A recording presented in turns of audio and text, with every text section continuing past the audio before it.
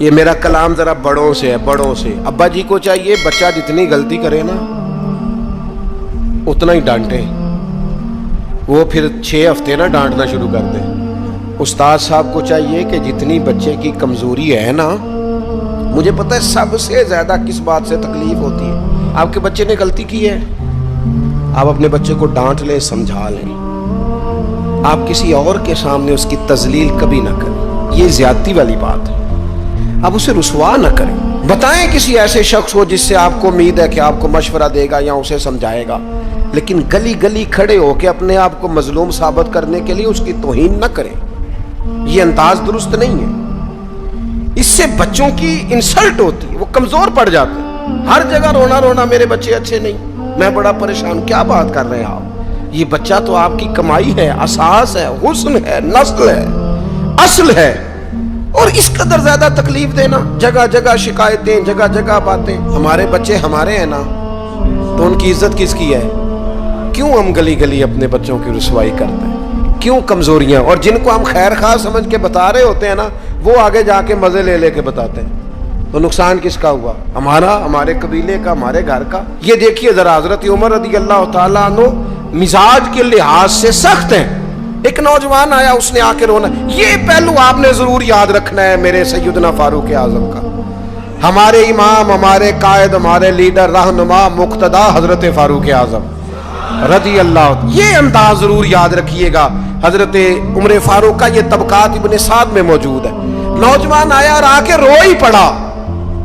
حضرت عمر نے اس کو روتے دیکھا تو فرمایا بیٹا کیا ہوا؟ کہنے لگے حضور فلاں علاقے کے فلاں گورنر صاحب کا مسئلہ ہے، حضور مجھ سے غلطی ہو گئی تھی، میں شراب پی بیٹھا تھا، انہوں نے مجھے درے بھی مارے ہیں، پھر انہوں نے لوگوں سے کہا اس کے ساتھ میل ملاپ چھوڑ دو، کوئی اس سے بات نہ کرے، حضور مجھ سے غلطی ہو گئی، میں مانتا ہوں، پر اتنی اذیت، اتنی تکلیف، جب مجھے سزا مل گئی، کوڑے لگ گئے، تو پھر یہ الگ سے جو سزائیں مجھے دی گئیں، یہ میں حضرت عمر کی بات کر رہا ہوں۔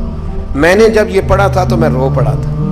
حضرت فاروق اعظم نے اس نوجوان کی بات سنی، سنو میں کیا کہہ رہا ہوں، اس گناہگار کی بات سنی، اس گناہگار کی بات سنی تو حضرت عمر رو پڑے اور فرمایا بلاؤ نا ان گورنر صاحب کو، وہ بھی بڑے سمجھدار باوقار بڑے آدمی تھے، بلایا اور بلا کے فرمایا آپ کا اس جرم پر غصہ بالکل ٹھیک، لیکن آپ کو کس نے اجازت دی کہ آپ اسے اتنی تکلیف دیں؟ آپ نے کوڑے مار لیے جو سزا بنتی تھی، اور پھر آپ نے کیوں کر کے لوگوں سے کہا اس سے ملنا جلنا چھوڑ دیں؟ فرمایا اب میں آپ کو حکمن کہتا ہوں، اگر آج کے بعد آپ نے کوئی ایسا کام کیا تو میں آپ کو سزا دوں گا۔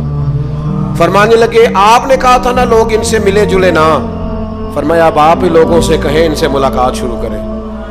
جب انہوں نے توبہ کر لی، اپنا گناہ مان لیا، جب اقرار کر لیا، معافی مانگ لی، اب سزا کا کیا معنی ہوا؟ اب تکلیف کا کیا معنی ہوا؟ سیدنا فاروق اعظم رضی اللہ تعالیٰ عنہ فرمانے لگے اگر یہ سچی توبہ کر لے تو پھر تو ان کی گواہی بھی قبول کی جائے گی، ان کی گواہی تک ہم قبول کریں گے۔ وہ کسی نے کہا تھا الجھے الجھے بکھرے بکھرے روز و شب دیکھے گا کون، لوگ تیرا جرم دیکھیں گے سبب دیکھے گا کون۔ لوگ معافی نہیں دیتے، لوگ درگزر ہی نہیں کرتے، انسانوں سے غلطیاں ہو جاتی ہیں، لیکن اگر کسی نے توبہ کر لی، اور صحیح حدیث میں موجود ہے نبی پاک علیہ السلام نے فرمایا اگر کبھی کسی بندے سے کوئی گناہ ہو گیا پھر اس نے توبہ کر لی، اگر کسی نے اس بندے کو دوبارہ وہ گناہ یاد کرایا تو اللہ تعالیٰ اس بندے کو یاد کرانے والے کو سزا دے گا، مرنے سے پہلے اسے بھی اس گناہ میں مبتلا کر دے گا۔